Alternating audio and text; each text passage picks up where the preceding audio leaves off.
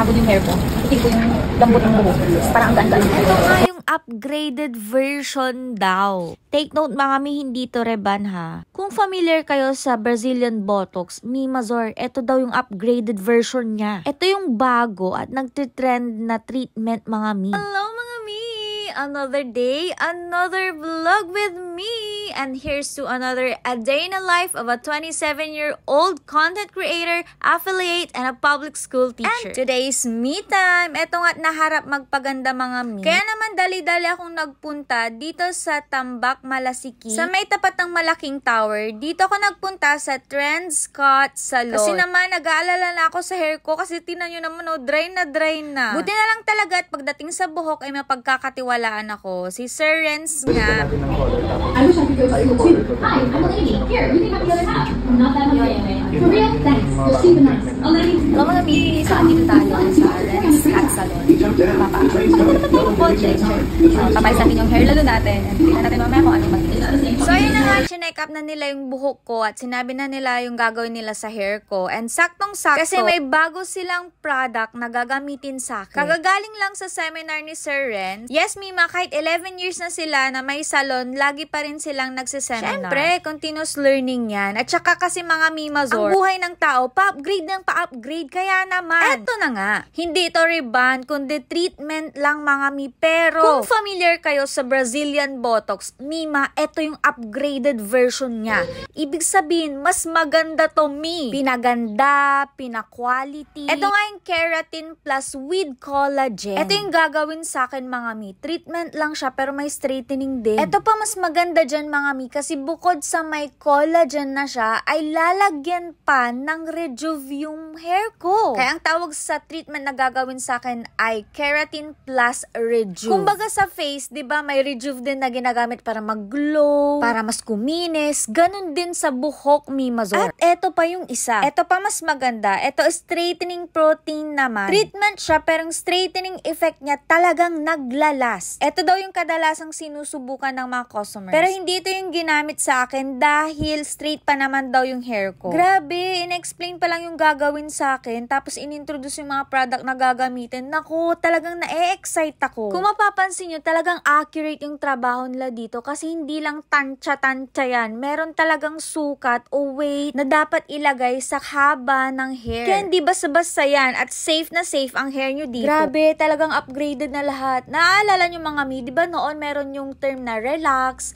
wala na yun ngayon. Baka daw yung reban mawala na rin soon. First time ko tong matatry dahil bago nga at grabe, natutuwa ako habang ina-apply. Kasi damang-dama ko yung lambot sa hair ko, ang dulas-dulas. Kaya excited ako sa outcome. Super lambot. Grabe, tuwang-tuwa talaga yung pagkatao ko mga mi.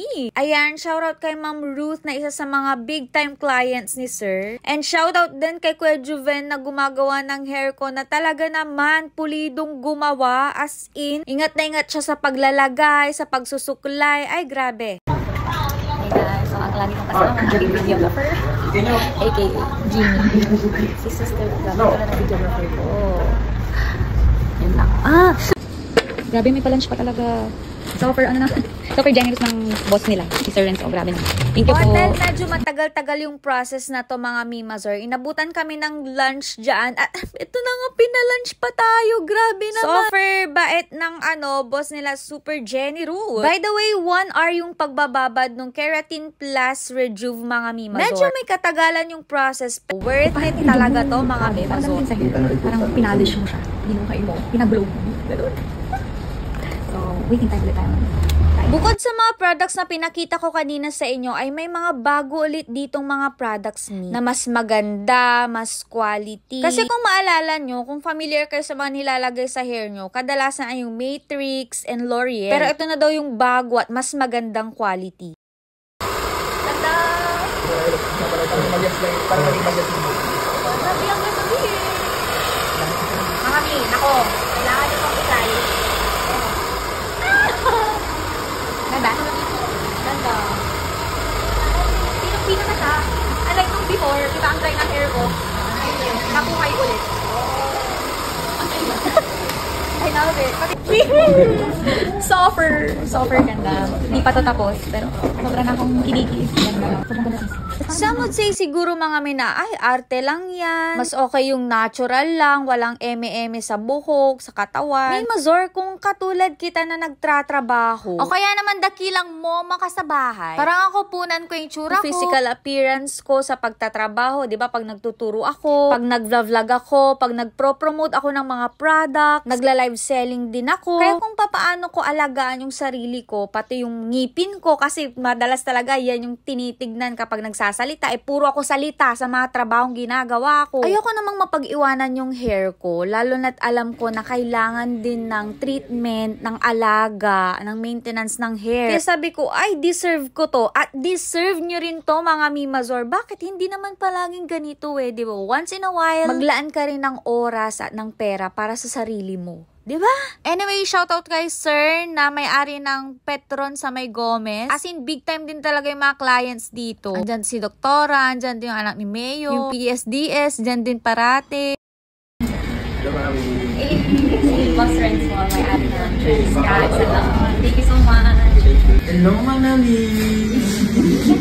Ikaw, Mi, kumusta ba yung hair mo? Nache-check mo ba? Aware ka ba na ang taas na ng split ends or dry na ba? O kumukulot na ba? Na kung Mi, magpunta ka na dito sa Trends Cut Salon, siguradong uuwi kang mas maganda. So, yun lang for today's video. Bye, mga Mia!